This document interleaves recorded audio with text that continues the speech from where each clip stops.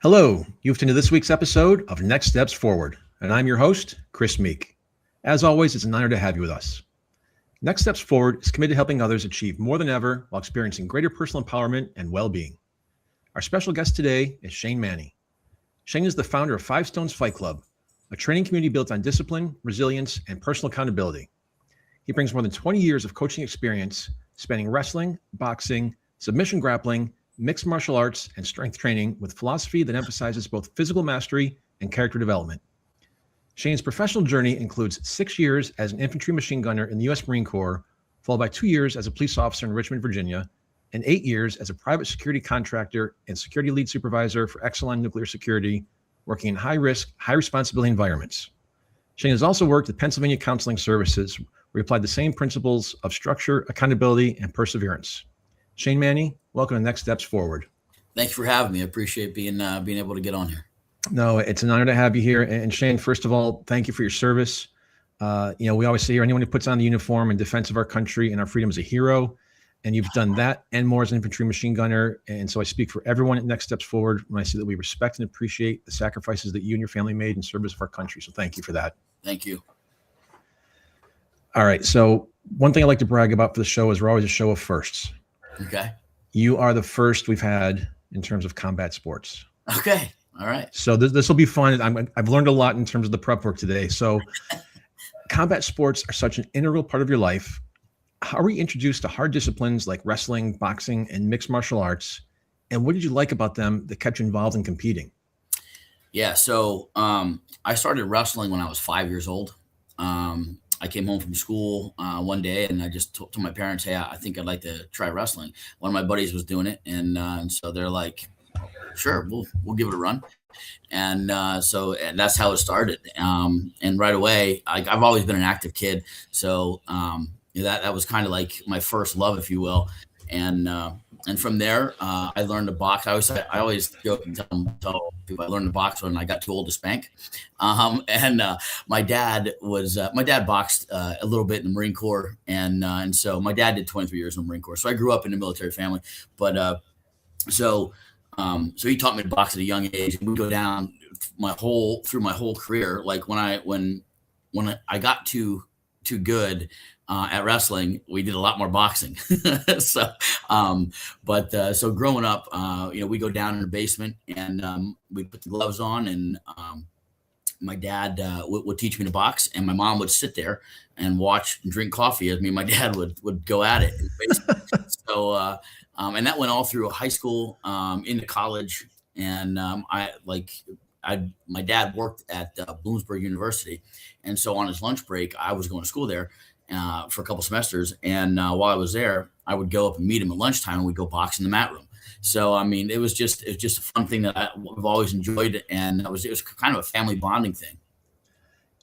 Family bonding by punching your father in the face? Absolutely, nothing says love like a punch in the face, right? So the only chance I got to actually, when do you get to punch your dad, right? There's a lot of listeners out here who are a little jealous of that right now. I'm guessing. So I love that part. Was there another coach or mentor beside your dad, or was he really the one that just sort of groomed you throughout the process? Yeah. So my dad, for me, fighting is not just the physical, right? There's the mental side, and actually I believe there's a spiritual side to it. And so my dad, from the time I was a kid, he always would encourage me to push them and go past, what I thought I was capable of. Like I said, my dad was in the Marine Corps. I'll tell a quick story just as an inspiration to me. Was he would go run, and you never knew how long he was going to run. Right, he would just go and disappear. He'd be gone for like hours. And we lived in a small coal town, Shamokin, Pennsylvania, a small coal town. They had a really big mountain called the Glenburn, and he would go run this mountain. And one day, I used to go play, and I'd stand on the wall and I'd watch him go down the street. He'd disappear, and then he'd come back and hours later. And one day he's like, "You want to go with me?" And I'm like, I'm probably like 7, 8, and I'm like, yeah. He's like, grab your bike. So I grabbed the bike. We pedal across town, and I end up pushing the bike up the mountain, and because there's a bunch of switchbacks that go up, and then a big long stretch that goes to the next town. And that's where he'd run. He'd run to the next town, turn around, and run back. And so while he was doing that, I was hitting the puddles with my bike, and just kind of doing that. And it got to the point to where he's like, he's asked me to one day, I'm probably like 10 or so at this point. And he's like, you ready to go? I'm like, yeah. He goes, we'll go run. I'm like, so I went to get my bike, and he's like, no. He's like, you don't need that. And I'm like, he's like, it's time to be a man. I'm like, oh, okay. So we run out to the mountain, and we get to the base of the hill, and we start up the switchbacks. We get about 3/4 of the way up, and he stops. He looks at me. He says, okay. He says, find a buddy. I'm like, find a buddy. I'm like, look, it's just me and you on this mountain. There's nobody else here, and he walks over, he picks up a rock the size of a football. He's like, no, find a buddy. So I'm like, man, all right. So I pick up a rock, and he's like, here's the deal. Carry the rock, stay on the path. Don't stop running. I'll be back. I'm going to go ahead of you. I'm going to disappear. You're not going to see me. Carry the rock, stay in the path. Don't stop running. I'll be back. You got it? I'm like, yeah, I got it. So we take off. He goes, obviously he's gone. So, I'm trucking up this road, and this went on for years, right? Carry the rock, and he would run out until I couldn't see him. In a couple minutes, he'd come back, and he'd go around my back and go back out, and before he'd get to me, he'd be like, carry the rock, stay in the path. He'd go around me, don't stop running, I'll be back. He takes off again, right? And finally got to the point to where I was probably like 14 or 15 when I was able to keep up with him. We just run out this road in silence. We'd suffer in silence together out this mountain, and I can remember the day. It was hot as all get out. It's the middle of summer. And we're running on it's coal, so it's black, and the sun's just beating down, and it's just him and I. And all you could hear is, the feet hitting the ground as we're running and carrying the stupid rock. And we get out to this point, and we cut up over the mountain. And right before I get there, I remember the birch trees were sitting, big white birch trees, and it hit me at that point. I came to a stop, and he was like, what are you doing? And I'm like, Dad, carry the rock, stay on the path, don't stop running, I'll be back. And he's like, yeah. And I'm like, Dad, that's the gospel. That's the gospel message. And he kind of smirked, and he goes, we can get rid of these. And I'm like, how long are we going to do this? He's like, until you figured it out, let's go. So I'm like, holy smoke. So everything, the fight world, the training world, all of that has always been a huge part of not just my dad's life, but a way that he's taught me who I am as an individual. Right. And so my dad is probably the number one influencer on that side of things. But then also, I've had amazing wrestling coaches growing up. Coach Taby, John Taby, amazing. Solid believer, and just a guy who would push you. He's my junior high coach. And I just remember, I can't remember even stuff he said. I just remember feeling like I could go forever. I would follow this guy anywhere. And then same thing with Coach Stamen, Coach Paul Stamen. He was our varsity coach, and just a machine of a man. And just was like, your only limitation is you, So what are you holding back for? And so I've been surrounded by great men who've had, and all of them, were steeped in their faith, and they didn't shy away from hard conversations. If anything, they forced you into those conversations, because it was not about winning or losing. It was always about improving and becoming the best you that you possibly could be. So I would say those three guys are probably some of the biggest influences on my life. Your only limitation is you. Yeah. That is fantastic. Yeah. It's simple words, few words, and a drop the mic statement. Yeah. Wow. You hit me with that one. I love that. Not mine. Like I said, it's one of the. No, that's all right. Take some credit for it. Yeah. So then, can we say that the point when you were running with the rock with your dad, is that when it stopped becoming physical training and start being about identity? Yeah. So I think all throughout, I think this is just my opinion, but I feel like every young man is looking for an identity, right? They're trying to figure out who they are, where they fit in, whether it be and this is why we love sports, right? It just gives us something to do and belong to, and we can pour ourselves into. And I think that's probably one of the main stepping points when I was like, man, this is way bigger than just me. So we have I think we have a tendency to, when we talk about our identity, sometimes to limit it to what we're capable of, or what we believe we're capable of. Right.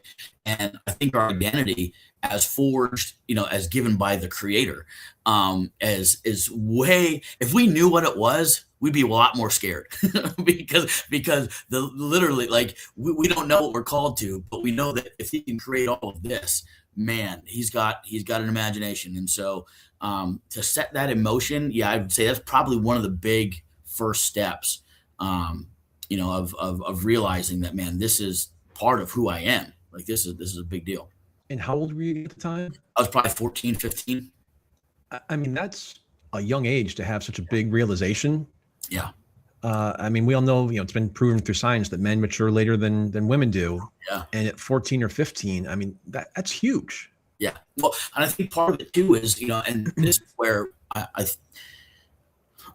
and I don't know that it will, like, my wife and I put this to words, but we always say our job as parents is not to raise our children. Our job as parents is to raise an adult so that when they leave our house, they are fully developed, critical thinkers, ready to confront whatever happens when they go out in the world, because the world's going to try to mold them into what they want them to be. But our job is to point them to what God's created them to be and who they are. So that's kind of how we look at things. And I think that was my mom and dad's whole premise, was like, I can remember hard conversations as a kid, So, I mean, and it was always like, where are you at? What are you thinking about this? It wasn't like, I remember like they treated me, obviously, they're like, we joked around and grew up, like I had all kinds of goofy stuff as kids, obviously. But like, I remember like intentional conversations, especially with my dad on certain things. And it was usually like when we were hunting or when we were fishing or when we were, doing whatever, after boxing, and we're completely spent and sit on the ground and look exhausted. Cause that's when like right then you've reached you, you know what I mean? So yeah.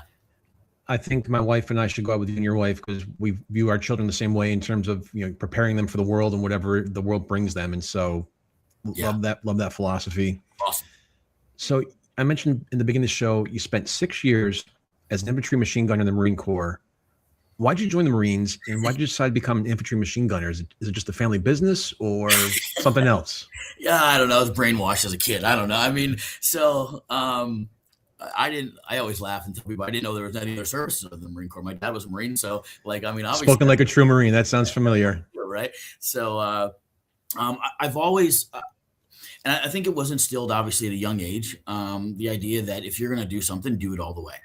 And so when I began, as a kid, I was always in camouflage. I was always running around the mountain somewhere doing something, and it wasn't just me. It was all my friends. I had a good peer group of probably 5 or 6 of us. We all joined the military. The majority of us went in the Marine Corps. We all wrestled together. We played football together. We all ran track together. We all went out the mountain together. This was like how we grew up.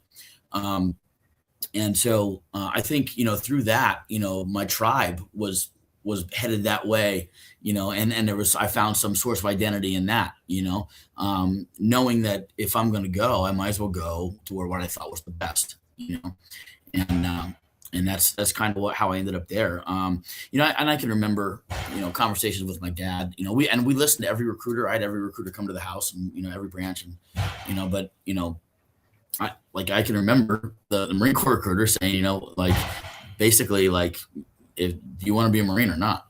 Because if you don't, then go join the other ones. And I'm like, all right, I'm in.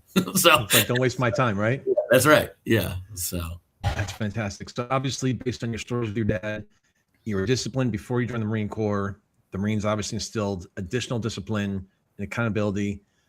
What Marine Corps habits or mindset did you carry when you moved into civilian life and policing in Richmond? Yeah. So that was actually a pretty hard transition for me. And I say a hard transition just because, like when I became a police officer, I was out. I got back from Iraq like in August, and then like 6 months later, I started the academy. So like, I mean, I was fresh, out of the Corps and out of combat zone, where basically you had every support you could imagine, and the rules of engagement were a little different, and so there was a little bit of a learning curve for that. But as far as the transition of things, I mean, I liked the structure. I liked the idea that of service, right? And so it was just another way that I could roll that over and continue without having to deploy or go, for, a year on end. When I was first married, the first year and a half of our marriage, I was deployed. So, I mean, like, how does that work? So, yeah, it was just for the first 2 years of marriage, I was deployed a year and a half. So like I was always gone. And so yeah, it was rough, but I could continue in a civil service type position, and use skills, that I picked up in the Marine Corps. I mean, my very first day on the job, after, actually it was during field training, we were making an entry into a house, and I was behind the shield. I was the first guy through a door with a shield and a pistol, and yeah, where else do you do that? You know what I mean? So it was just, I'm like, yeah, this is normal, so. Can't do it anywhere else legally, that's for sure. Right. Yeah, exactly. So after that, you spent 8 years in private security, including leadership roles at nuclear facilities. What does zero failure responsibility do to a person over time? Does it become a burden, an inspiration, or is it something else altogether? And I don't even know if I've ever, I like to be pushed. And so I don't know that I view failure as like an end thing. So the zero failure idea, I mean,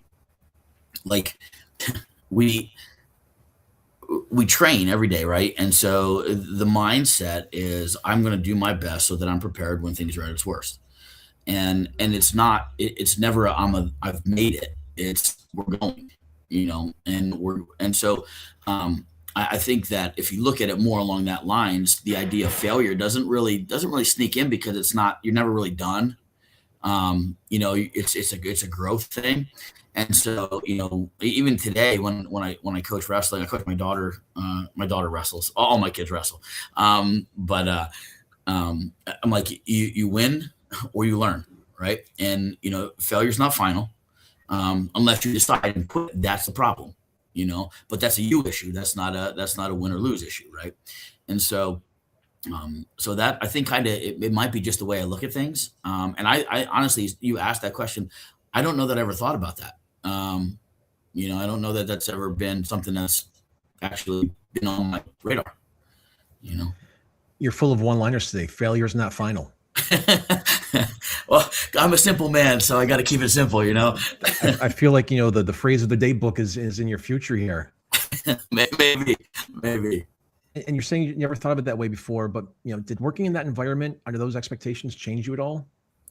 I think I'm an intense person. My wife's an intense person. So it honestly, it's made me realize my communication preferences, as far as I need to have somebody, if you don't beat around the bush, tell me exactly what you want me to do, or tell me what exactly the problem is. And are you wanting to tell me the problem, or do you want me to solve the problem? Because if you just want to tell me and listen, let me know that first, because as soon as you ask, if you're not telling me that, I'm going to try to solve the problem, And so it's just, I think it's made me a more intense person. Obviously, I think my personality was driven that way, from a kid. But yeah, I think it's actually kind of honed some communication skills, and really have helped, attention to detail stuff. It's funny because I'll miss normal life stuff, right? But we're in a restaurant, and I'm always, in the corner facing the door, and I'm like, did you see that guy? And she's like, what? I'm like, no, that guy, and I can see he's got a pistol in his belt, you know what I mean? Or whatever, and she's like, how do you, I'm like, I can just, trace him, you know what I mean? So whatever, it's printed on a shirt, whatever. So weird stuff like that. My attention to detail stuff. I think it just really helped me realize where my bend is, and really what my calling is, if you will. And I think that's kind of the main thing. I wasn't getting that intensity vibe from you from the call so far today. Good. You mentioned your calling. Obviously your faith is such a significant part of who you are. When and how did you become a Christian? When did your connection with Christ deepen? And what was the moment when faith stopped being something you believed and became something you started to live out? Yeah, man, that's great. So, I don't remember this, but my mom always tells me that when I was a little kid, I came downstairs by myself. I was 4 years old. And I told my mom that I just talked to Jesus, and I accepted him as my savior. And she was like, oh, and she said she asked me a bunch of questions, and I answered them pretty, textbook answer, right? As best a kid could. And then, but like, she always reminds me that like there was times when like I would just pray for people, or I would like share. I'm talking like when I was like 6, 7 years old, and it would just be like, man, that guy needs Jesus, you know. And it was probably when I was about 14 or 15, right around that same time, with my dad, that I was like, man, I really need to get serious about this. If this is really who I say that I am, like, then I need to be about it.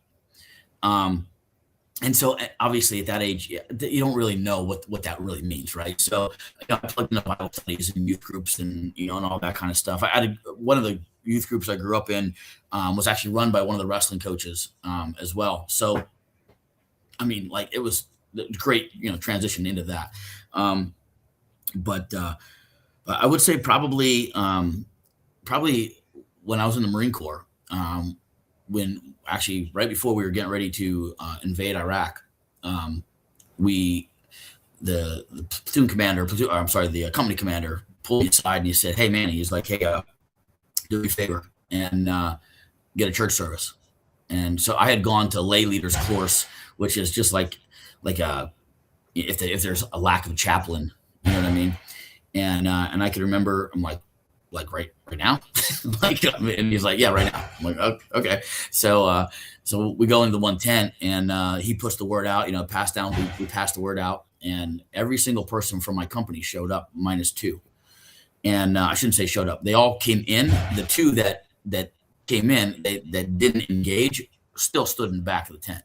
So everybody was there, and I can remember, like, I'm like, how do I do this? Like, I've never, like, I mean, this is not what I'm thinking. I'm a machine gunner, man. Like, I'm a ground pounder. I'm a knuckle dragger. This is a little different. So, and I'd never really like run like a Bible study or anything yet.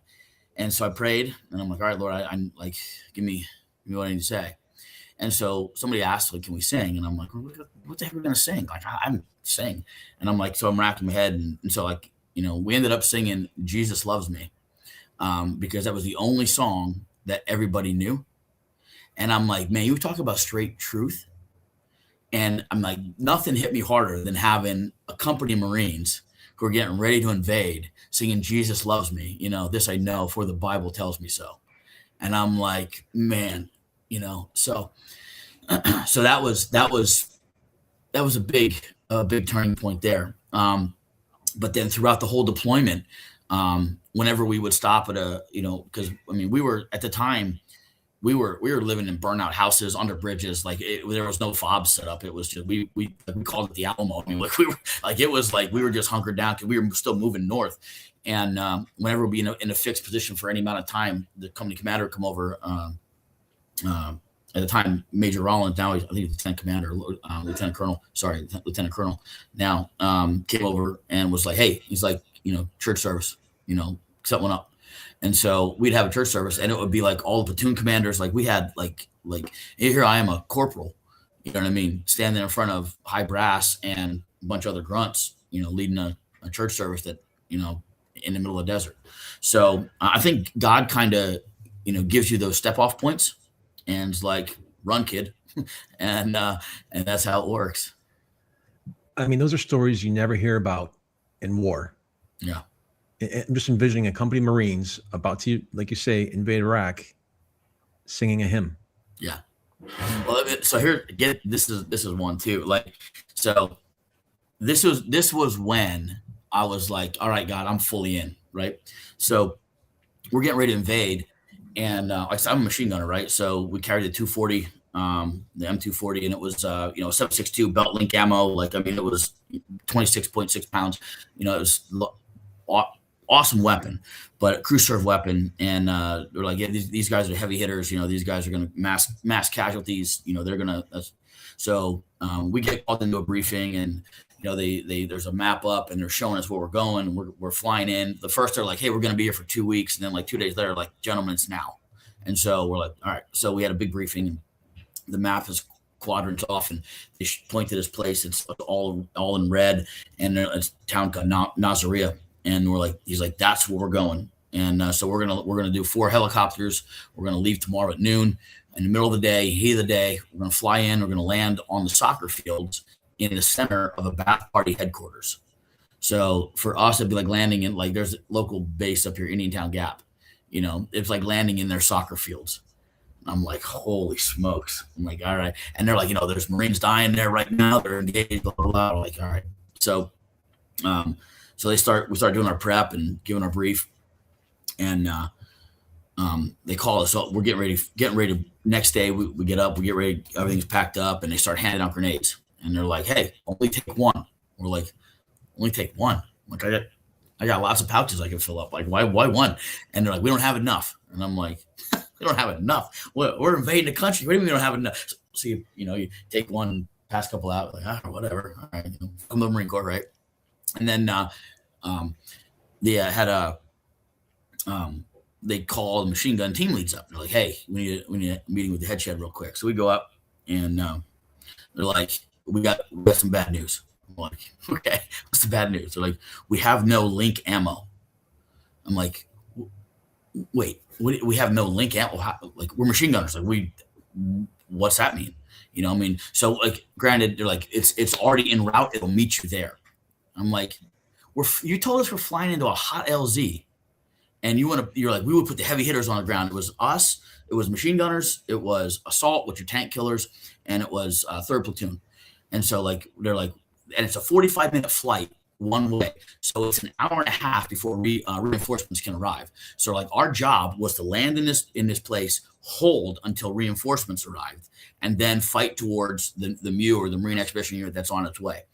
So we're like, what in the world? So, like, well, how's this going to work? Like, all we had was M16 ammo and 9mm ammo for the gunners. So we go back, and I'm like, boys, like, I gave one of my mag pouches to one of the guys. I'm like, listen, you stay with me. And if I get hit, at least whatever I have left in my weapon, plus whatever you got in there, that'll get somewhere, find some more ammo. So machine gunners broke down, basically took the barrels off, put them in the packs, strapped everything else, the receiver to their chest. And it was just kind of like, they had 9mm ammo, and that's all they had. So they had a pistol. And so I'm like, this is insane. So, so we fly in, and, like I said, an hour and a half before anybody would get to us. And I remember praying, and remember the song, I Can Only Imagine. Mm-hmm. So that, I'm like, that was the first, that was like started playing in my head. And I'm like, man, this is like, like I'm not gonna have to imagine long. So I'm like, I guess this is it, and so, I prayed the majority of the flight in, and we get the 2-minute warning. So they yell 2 minutes, and then everybody, chambers around, gets their gear ready. And one of the 50 cals, one of the birds opens up, start shooting. I'm like, man, we're not on the ground. We're already shooting. Like, all right. So we start our descent, and then we start to go back up. So we're like, what the heck? So we basically, it's longer than 2 minutes. We're like, well, something happened. We didn't land. There's a reason we didn't land. And so we take this big hard bank, and because we're flying map there, so we're low, you know what I mean? And we cut around, and here again, 2 minutes. So we're like 2 minutes. Okay, 2 minutes, whatever. And this time, like, we're descending rapidly, and we land. We're out the back. Birds leave, and we're all 360'd around where the birds were. So they left, and it's just dust settles, and we're like, quick, there's a berm. We're like, get to the berm. So everybody kind of, mounts up quick and starts working towards the berm. And we see this guy pop up over, and he's got a boonie cap on, a T-shirt, rifle slung across his back. He's got PT shorts, like we call them Daisy Dukes, like silkies. He's got silkies on, and boots untied, just wide open, sunglasses. I'm like, everybody like, who is this guy? And he's like, over here. So so we make our way over, and of course at first everybody's like, like is this like, what's going on? Who is this? And so we get over the berm, and it's like a hive of activity. All of a sudden, there's like LARs there, light armor reconnaissance is there. There's just all kinds of stuff running around, mechanized stuff. And you could hear a gunfight happening way off in our, to the left where we're at. And he's like, yeah, man. He goes, it's good they pulled you guys off. You land right in the middle. You just missed it. And we're like, well, my first thought was, praise the Lord. You know what I mean? We didn't have ammo, so we'd have been useless, combat ineffective anyways. But I'm like, all right. And so he goes, yeah, that's them. They're chasing them out of town. They basically just touch and run. And light on reconnaissance, or LAR, is chasing them out, basically. They have them on the run. And so this guy was a SEAL attached to the MEU, the Marine Expeditionary Unit. He's like, we overran our objective, so we might as well just kept going. So that's how they took that's why they called us off, because they were pushing through. And so, so I go walk down, I start grounding my gear, And that's when I felt like the Lord spoke to me. He was like, now, you'll get on a plane to fly, into Iraq, into a high sea with no ammunition for a world that's turned his back on me, but yet you won't serve me at home. And I'm like, whoa, all right, you got me, Lord. All right, I'll do whatever you. And that's the prayer, like, all right, Lord, if you get me out of this, I'll do whatever you want. You know what I mean? So, so that was kind of the beginning. So That is a hell of a story. yeah. And that's going to take us to a break. Absolutely. We've been talking to Shane Manney, founder of 5 Stones Fight Club. And we'll be right back after a short break. Please stay with us.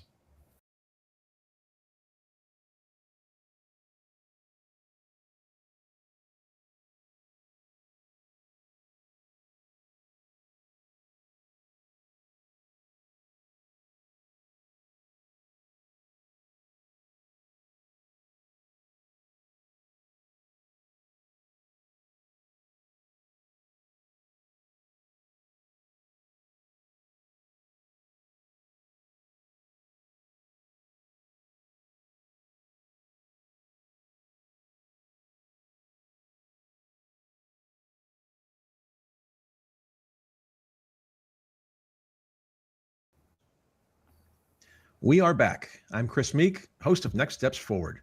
And my guest today is Shane Manney. Shane is the founder of 5 Stones Fight Club, a training community built on discipline, resilience, and personal accountability.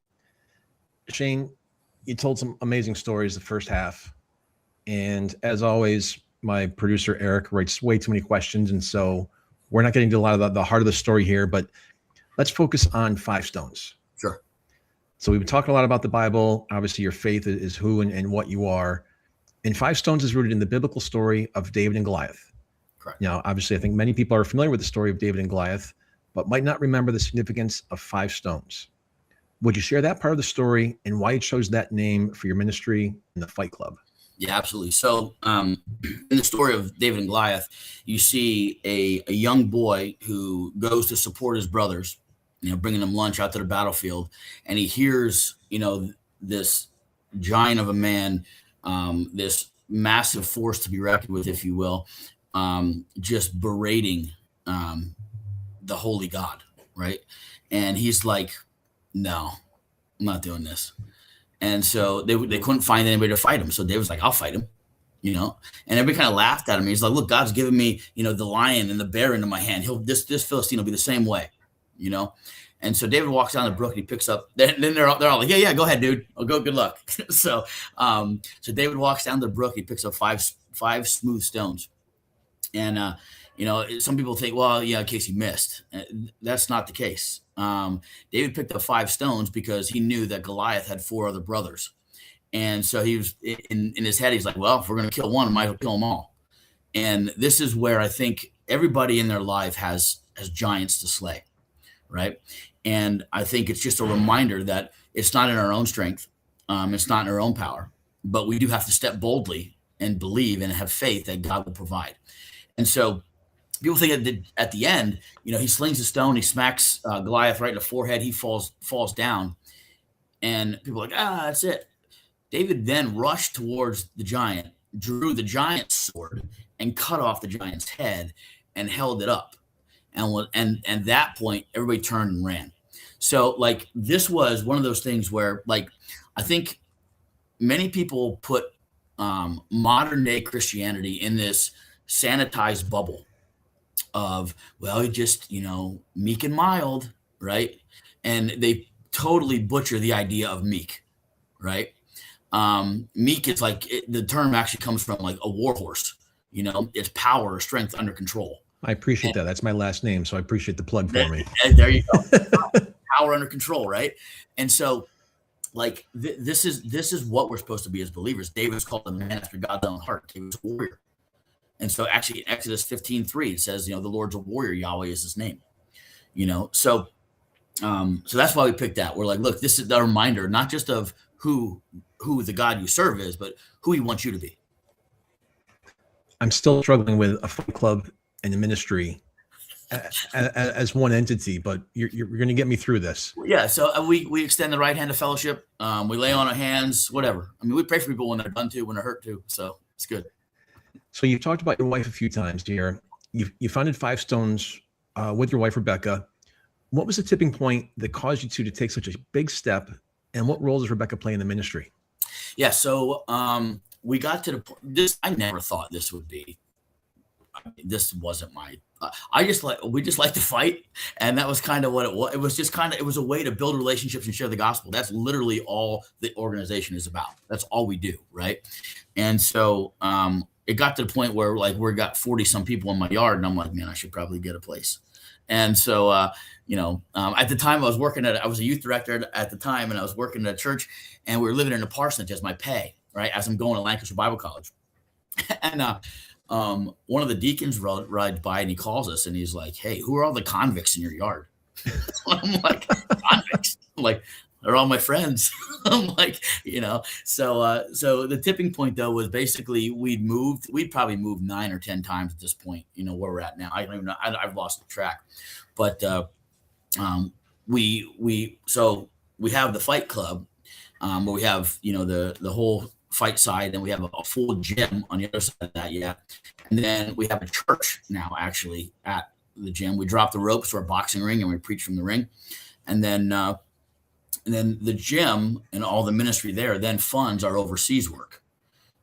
So we have a house in Iraq, in Kurdistan, Iraq, where we do mission work out of. We have connections in Nepal and in Ghana. And so it got to the point to where I'm like, man, if this is going to go, we got to take a step of faith. I quit my job and stepped into this full time without pay first. And so we prayed through that. And my wife, Rebecca, was like, let's do it. And I'm like, okay. So she was the sole breadwinner for probably 2 or 3 years, just till we get everything organized and set. And then this last year, she stepped away from her full-time job, at the Milton Hershey School. And now we're working full time for Five Stones and basically doing mission work the entire time. That's amazing. Did you ever think when you're in Iraq as a Marine that years later you'd have a house there? When I got back, I said to my wife, I'd love to go back in some capacity, not with a government entity, because you see a lot of stuff, right? And you know that there's more to the people than what you're being told. And so this was, we talked about adopting kids from Iraq. We talked about all this stuff. And we had, so it was a total God thing, the way that's set up, the way we ended up there. So that's amazing. I just keep saying amazing because that's that's the vibe I'm getting from you and your wife. It's just fantastic work. My wife is amazing. I just stumble through life, but it's, They're our North Star. We all know that. That's right. So Shane, most ministries strive to reach people of all ages, but obviously a fight club is trying to reach a much narrower audience. Yeah. What age range are you trying to reach? And are you focused on men and women or just males? So our initial target group is that 18 to 35-year-old male. But the good thing is, and some people don't understand this. They're like, oh, well, then you're not for children, or you're not for. I'm like, no, that 18 to 35-year-old male is a father figure. That's your leader of the household, or should be. And so when you reach them, the family comes with them. You get the family. And so sometimes if you just reach the kid, I drop the kid off and they're like, that's their thing. Right. But when dad comes home and he's excited and he's like, man, you should see what this stuff they're doing. I'm glad to be plugged in and you should come with me. And that's what we're looking to do.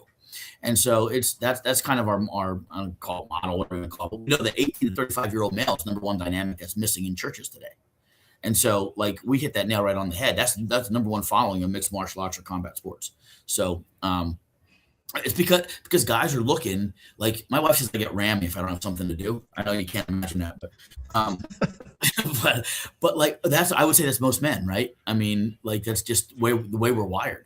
And so when there's a place that you can come and live into, the protector and the provider, the priest, the prophet, all those things that you're called to be in your home, that's a game changer. It's a life changer. Where can people learn more about the Five Stones Fight Club? Yeah, so you can go to our website at fivestonesfightclub.org. We have fivestonesinternational.com. That's our outreach arm. And .org makes you 501c3, so all contributions are tax deductible. So I just want to give a plug for that as we go into tax season in a couple of months, which is everyone's favorite time of year. Render to Caesar, right? Yeah, right. Shane, what is your deeper philosophy and mission underpinning Five Stones Fight Club? What were you trying to build beyond fighters?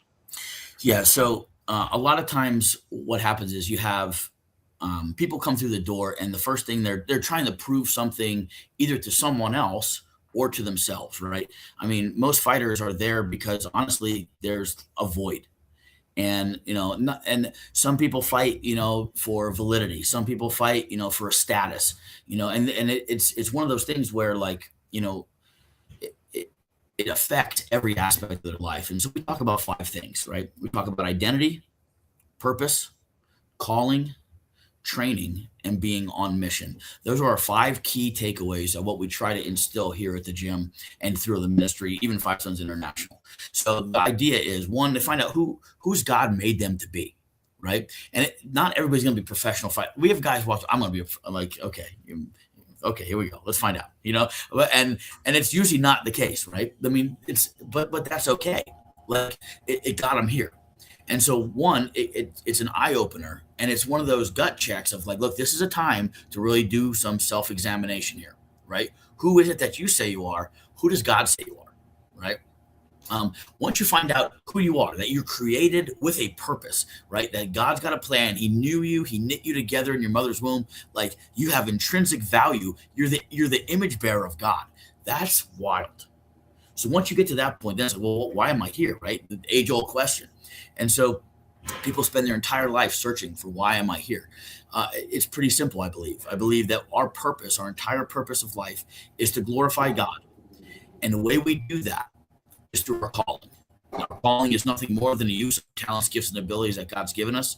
And it's the honing of those skills through the training that gets us on mission, gets us a purpose, gets us plugged into a tribe, and gets us, effective in what God's called us to do. That's the whole aspect, of Five Stones Fight Club and Five Stones International. Because what we try to do is we try to move people from the fight club into the international side. So a lot of our fighters will go serve overseas. A lot of our guys will come and train. They'll go on disaster relief missions here stateside.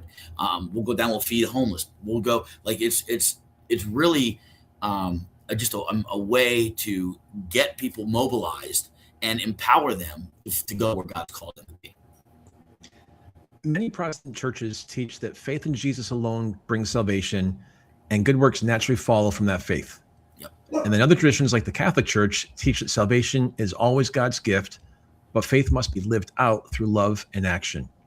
What do you believe? Do your good works naturally follow your faith, or do you believe your faith must be lived out through action? Yeah. So, without works, faith is dead, right? So, so for us, it's not, I don't have to do anything. I get to do this stuff. Because God's empowered me and given me this sense of purpose and this calling.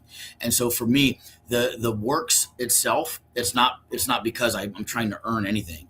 Salvation's a free gift if we call on the name of Jesus, and we surrender him, we repent, turn from our sins, and make him Lord of our life. And so when we do that, he gives us, that is the belt of truth. We get to put on the breastplate of righteousness, the helmet of salvation, the sword of the Spirit, the shield of faith, and when our feet shod with the gospel of peace, ready to roll. And so you put on the armor. You don't put on armor to go sit on a chair and watch, right? You go to get in a fight.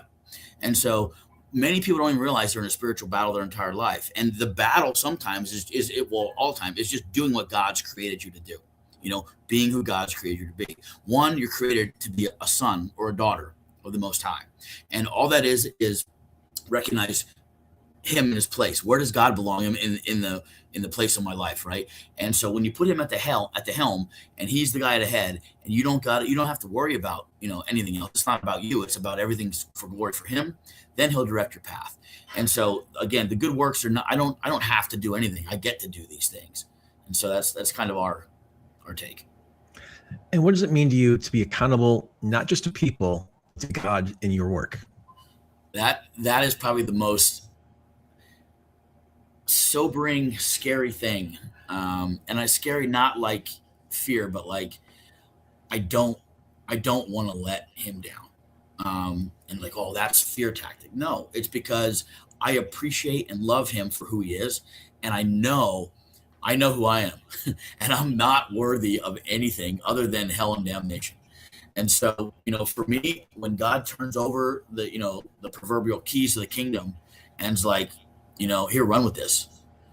Whew, okay, all right, let's do this right. And so Scripture says, let your light shine before men so that others will see your good deeds and glorify your Father in heaven.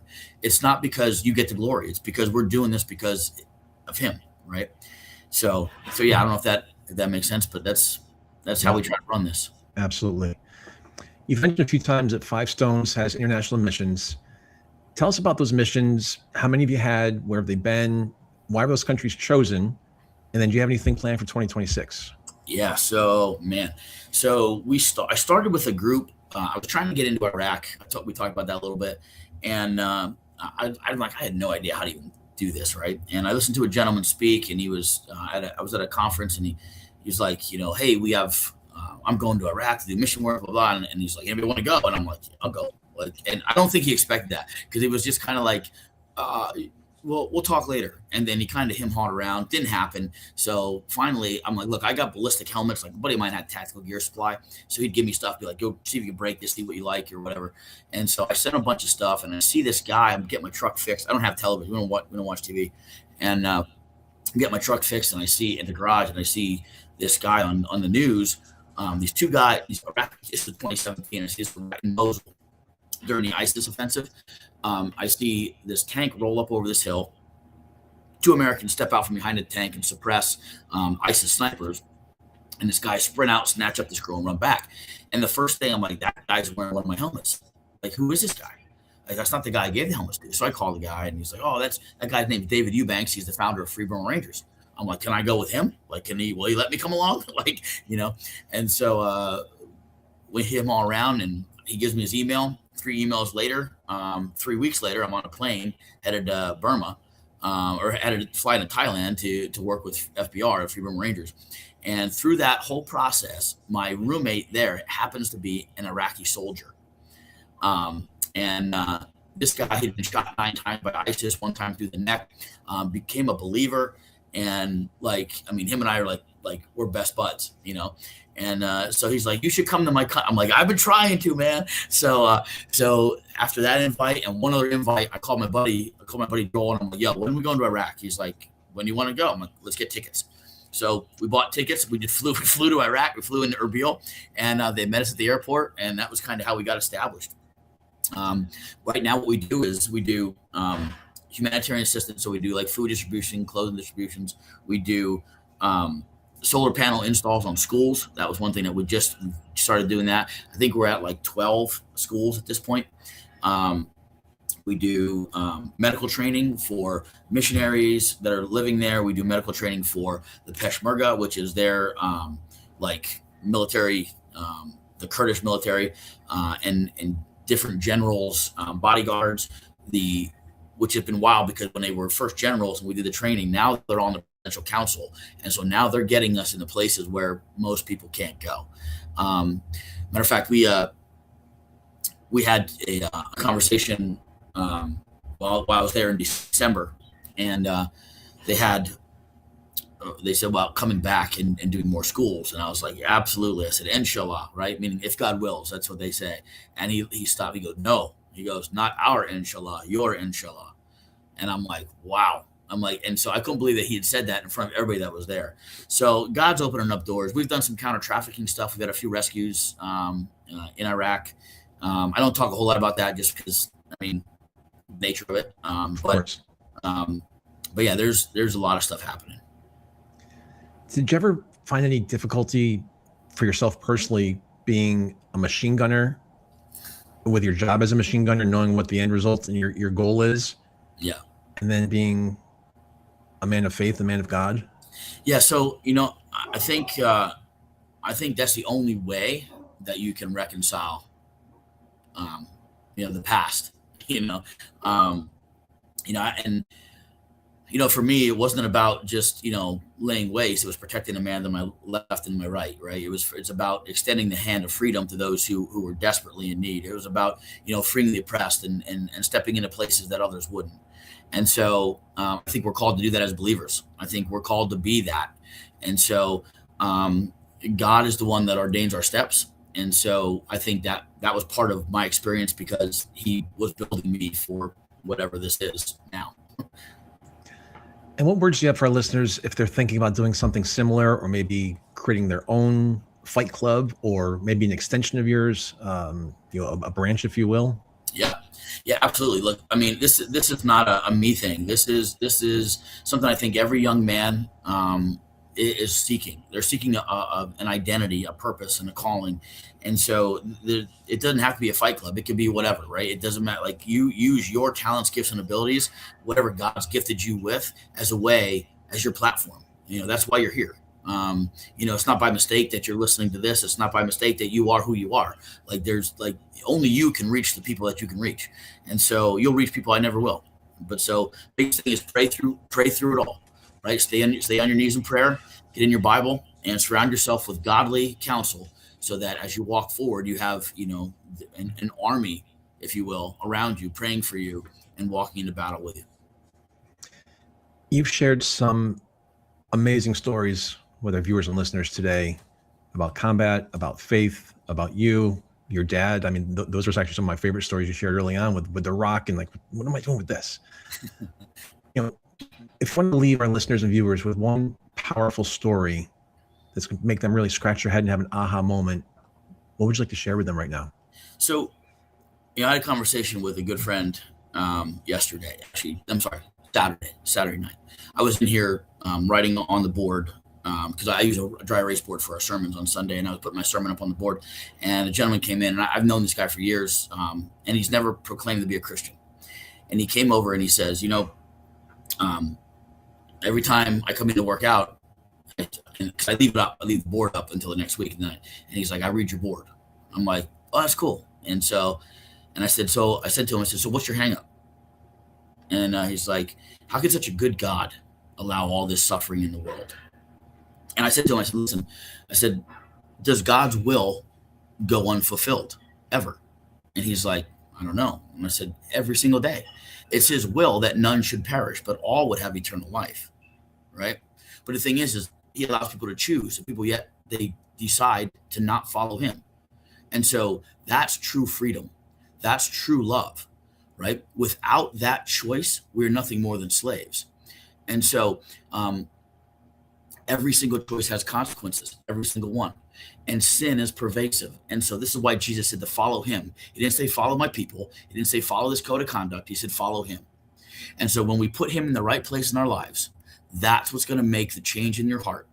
And that's what's going to push you to step in the right direction he's called you to be. That's the only thing that you can do, right, is put him in the right place in your life that will allow you to see his plan for you. So that's my encouragement. That's what I would say, the biggest plan. Shane Manney, co-founder of the Five Stones Fight Club. Thank you so much for being with us today. Really appreciate our conversation, your time. Thank you, sir. Thank you. I'm Chris Meek. We're out of time. We'll see you next week, same time, same place. Until then, stay safe